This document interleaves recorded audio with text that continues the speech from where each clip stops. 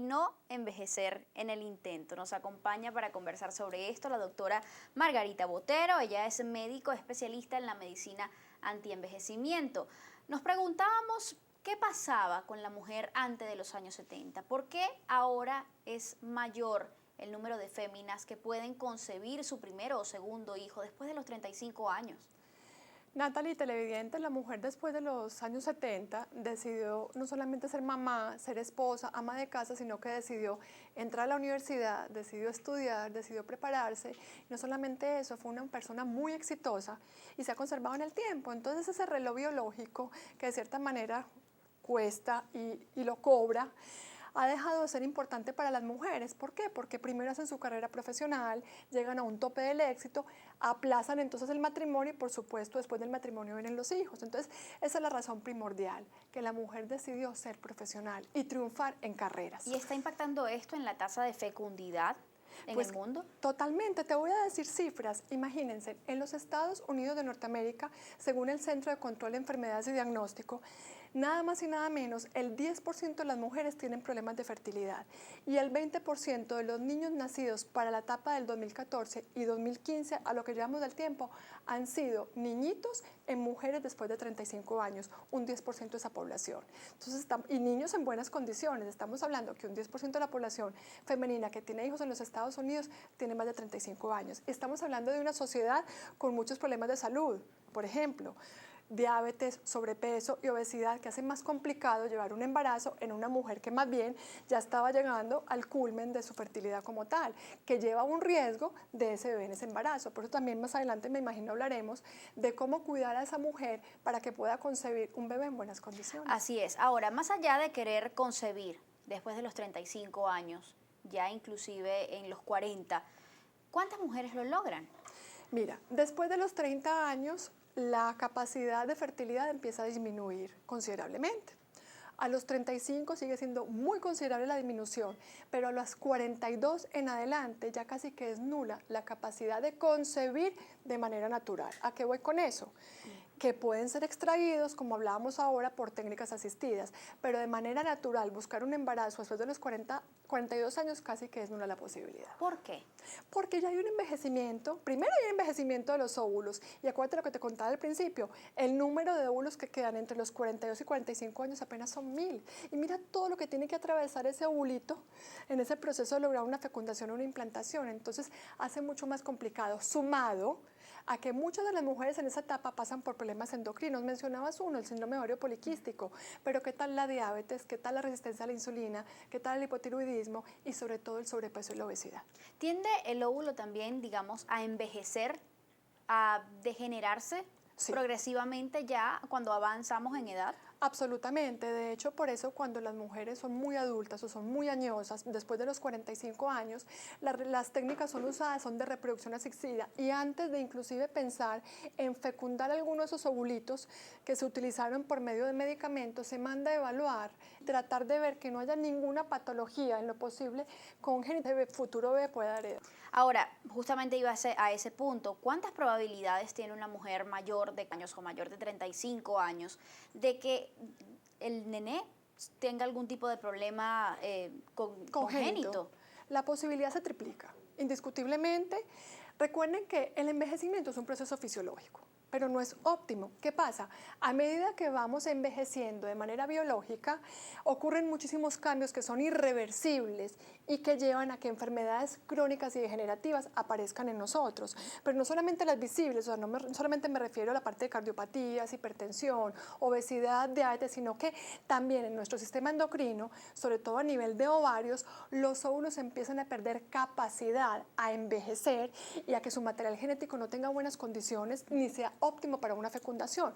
Por eso en las reproducciones asistidas se trata de dar inducciones para buscar óvulos de manera controlada, para evaluar esos óvulos antes de pensar en fecundarlo y generar luego un embarazo en esa mujer. ¿Es cierto que una mujer después de los 35 años tiene además mayores probabilidades de desarrollar o de hacer un aborto espontáneo? Absolutamente, de hacer un aborto espontáneo y de desarrollar, por ejemplo, una resistencia a la insulina, una diabetes gestacional o una hipertensión inducida en el embarazo que inclusive después del parto permanezca con ella el resto de su vida. ¿Cómo cambia el cuerpo de una mujer independientemente de la edad con el embarazo? Definitivamente, cambia muchísimo. ¿Y qué pasa? Después de los 30 años, la juventud del colágeno, por hablar de una proteína específica, no es la misma. La elastina, que es otra proteína, no es la misma. Los cofactores más importantes para formar colágeno, para que los televidentes sepan, el más importante es la vitamina C.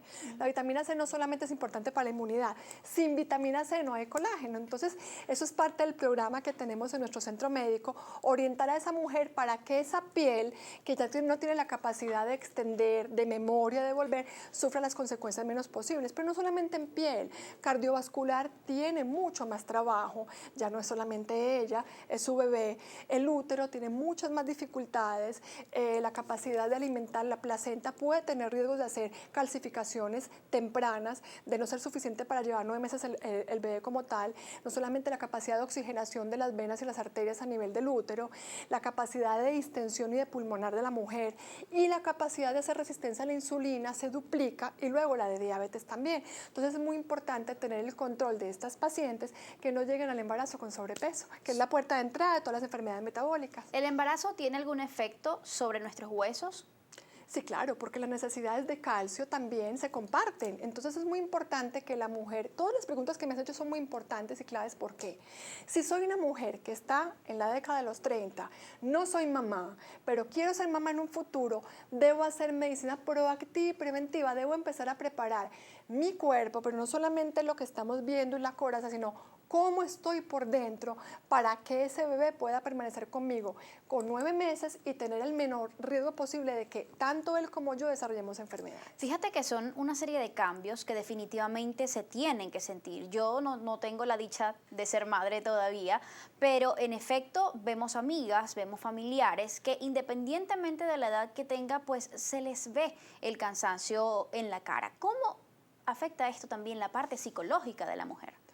Totalmente, es que no nos olvidemos que las mujeres somos completamente hormonales y si nos levantamos feas por la mañana y nos vemos a un espejo, el día va a ser terrible, pero si nos levantamos y nos sentimos bonitas con nosotras mismas, el día va a ser maravilloso, no importa lo que pase en la ciudad.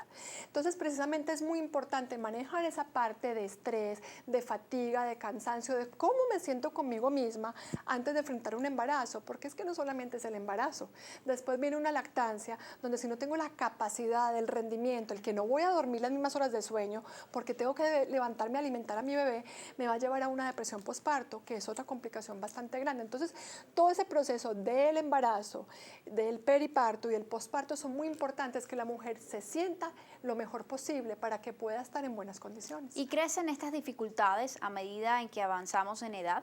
Absolutamente, es que la fatiga también se tiene. Mira, no tenemos la misma energía para perseguir a un niñito que ya nació con 2 años cuando tenemos 20 que cuando tenemos 40.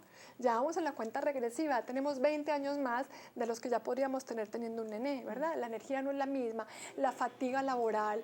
Normalmente cuando la mujer llega al posparto, no se toma el posparto completo, trabaja medio tiempo, pero no duerme igual.